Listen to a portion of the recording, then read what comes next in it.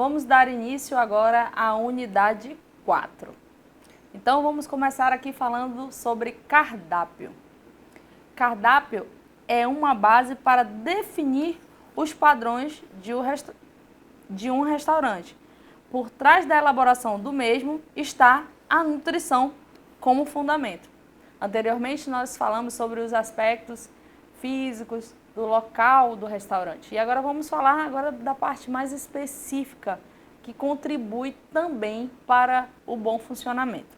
Então, vamos pensar também aqui que dentro do perfil da definição do cardápio, o aspecto ergonômico da cozinha, espaço físico, equipamentos, escala dos funcionários para a realização das atividades, cronograma de entrega de solicitação e recebimento de insumos, programação de produtos, custos de vendas e custos de organização, todos esses aspectos fazem parte de um cardápio.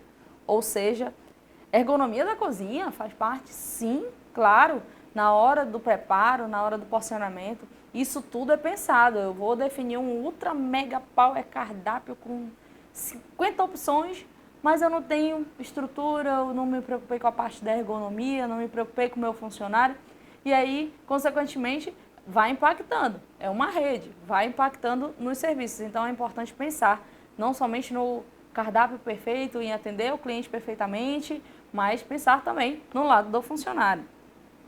Outro ponto aqui bem importante, além do espaço físico, equipamentos que possam contribuir para aquelas produções, né? Outro ponto aqui importante é pensar no recebimento dos insumos.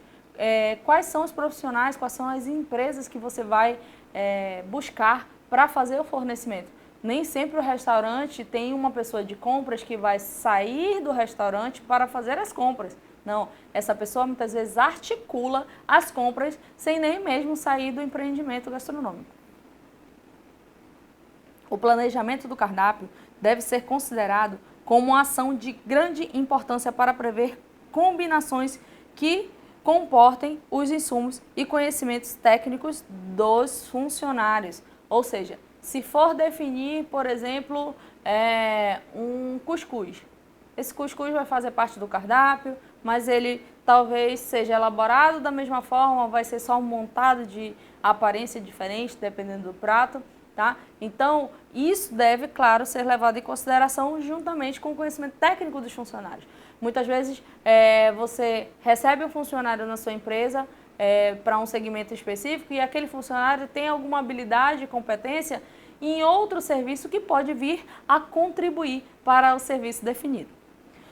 Considerando o fato de ter os aspectos nutricionais como base, as opções oferecidas devem ser estrategicamente dispostas no cardápio para que o cliente escolha opções mais adequadas. Ou seja, o cardápio realmente não é somente de acordo com o que nós achamos que é o certo, sendo da área de gastronomia. É importante que o aspecto nutricional faça parte deste planejamento, para que nós demonstremos realmente a preocupação com o cliente. Mas isso que eu estou falando não é opcional, tá? Nos restaurantes realmente precisa ter um profissional na área de nutrição ou até mesmo terceirizar o serviço. Como é que o serviço terceirizado funciona? A empresa opta por contratar um nutricionista por um período de tempo e ele auxilia na elaboração deste cardápio juntamente com os outros profissionais da área de gastronomia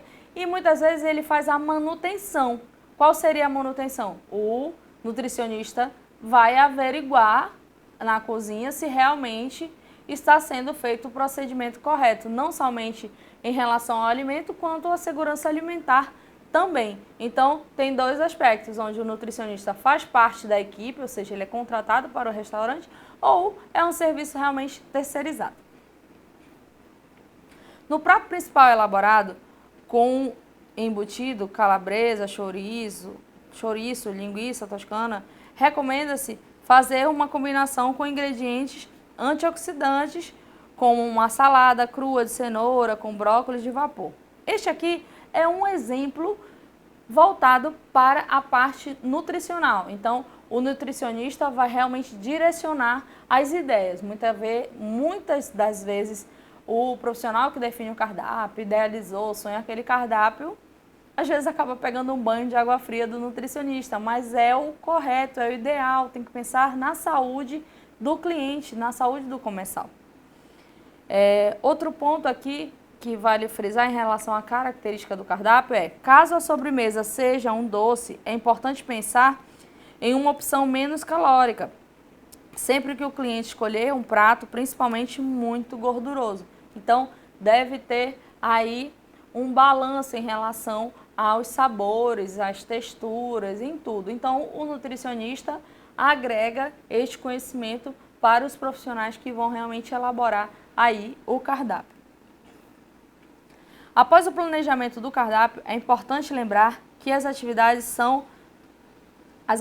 vão ocorrer na UAN, que significa Unidade de Alimentação e Nutrição, do empreendimento gastronômico, como eu falei anteriormente. Muitos restaurantes têm sim o profissional de nutrição que fazem parte dessa unidade, mas tem restaurantes que não, que optam por ter um serviço terceirizado, então não necessariamente tem a unidade dentro do local. Claro que o ideal sim é sempre ter o nutricionista acompanhando diariamente a produção. E nem sempre será possível elaborar uma estratégia com relação à ergonomia.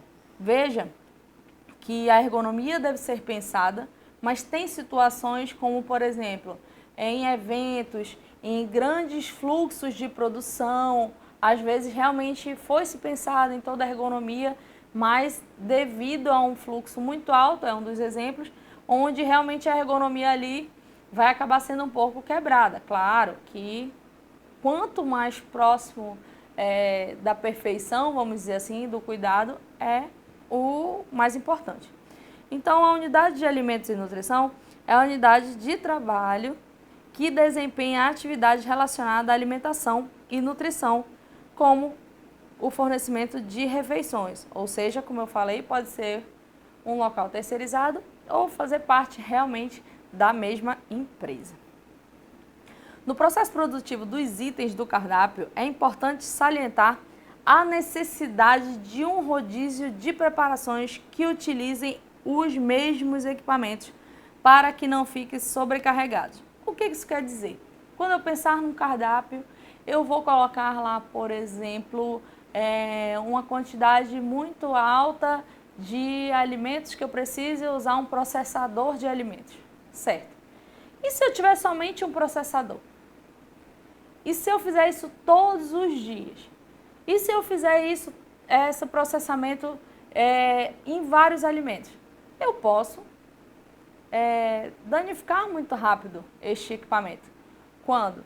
Se eu pensar, não, eu vou fazer um preparo onde na segunda-feira eu vá fazer o porcionamento de tudo que for processado, aí na quarta-feira eu vou fazer a parte do processamento no liquidificador, e a outra não, eu vou precisar somente do mixer, porque eu vou mixar uma quantidade aqui de um molho, entendeu? Então, é importante pensar na distribuição do uso de equipamentos, que é um ponto que às vezes não é pensado dentro da cozinha. Compra-se um equipamento muito bom, às vezes, mas ele é sobrecarregado porque não foi pensado como e a quantidade, a frequência que ele seria usado dentro da cozinha. Equipamentos de tração mecânica, como processador e liquidificador, como eu falei anteriormente, são usados para preparações do tipo salada russa, molho, a campanha, mousses de frutas, sopas cremes, que devem ser planejados em dias alternados. Como eu falei anteriormente, aqui tem os exemplos. Na elaboração do cardápio, pensar na safra dos alimentos é importante, pois ao adquirir os produtos na melhor época da sua oferta, a probabilidade de ter itens com melhor sabor e aspectos contam um ponto positivo para o cardápio. Então, aqui como a definição é clara, pensar na sazonalidade, pensar em que época aquele item realmente está em alta e está melhor para o consumo, né? Quando se trata de hortifrutis, a relação entre a combinação de cores das preparações é aliada da nutrição. Ao realizar a formulação das receitas, pois é de extrema importância basear-se nos princípios da pirâmide alimentar para melhor atender os requisitos de sabor, textura, cor, nutrientes, entre outros. Aqui está a pirâmide alimentar, né? Onde temos aqui as características dos energéticos, dos construtores, reguladores e aqui, onde temos as características dos energéticos extras, construtores, reguladores e energéticos. Então, aqui são os itens que são pensados na hora da construção de um prato e de um cardápio. O cardápio também pode ser elaborado e definido para planejar eventos, né? E ao elaborar o cardápio deve ser levado em consideração também os feriados. Então, quando você pensar assim, vai ter feriado, eu vou talvez colocar nesse feriado aí para eu fazer uma dedetização, para eu fazer a limpeza geral do meu restaurante. Então, ele pode estar dentro da programação, sim, do restaurante e não necessariamente ser um dia que vai abrir. Né? Claro que tem feriados que vai ser o oposto. Não, dependendo do segmento, eu vou abrir sim no feriado porque o fluxo vai ser alto. Então, vai depender muito realmente de você conhecer o espaço, de você conhecer o público que realmente vai aderir ou não o seu serviço num feriado. Outro ponto aqui são as datas comemorativas. Então, se chega lá perto do Dia dos Pais, do Dia das Mães, Natal, que são épocas de alto fluxo, então vou pensar num cardápio específico ou até mesmo manter o meu cardápio, mas eu vou almejar que tenha mais itens na minha cozinha, que tenham mais uma programação melhor na rotatividade dos insumos, tá? Então, varia muito de acordo com o público que você vai atender, com o segmento. Pratos principais. Em relação aos pratos principais, deve-se prever uma variedade de opções proteicas com diferentes tipos de cortes, molhos, acompanhamentos e até mesmo a harmonização com as bebidas. Outro ponto importante é pensar no público com intolerâncias, alergias e ou restrições alimentares. Em geral, vem crescendo exponencialmente esse perfil de cliente. Então, hoje em dia, não é diferencial você ter algo no seu cardápio atendendo a esses clientes, e sim acaba sendo uma necessidade. Então, você está incluindo aquela pessoa que muitas vezes deixa de ter aquele momento de confraternização com os amigos, porque vai num local que não tenha nada que ela coma. Então, hoje em dia, realmente é uma inclusão você pensar nesses aspectos no cardápio. No Brasil, não há estatísticas oficiais, porém, a prevalência parece... No Brasil, não há estatísticas oficiais, porém, parece assemelhar à literatura internacional que mostra cerca de 8% das crianças com até 2 anos de idade e 2% dos adultos sofrem algum tipo de alergia alimentar. Então, conforme a citação aqui diz, realmente eu reforço a importância de se preocupar em fazer esta inclusão de itens no cardápio deste perfil.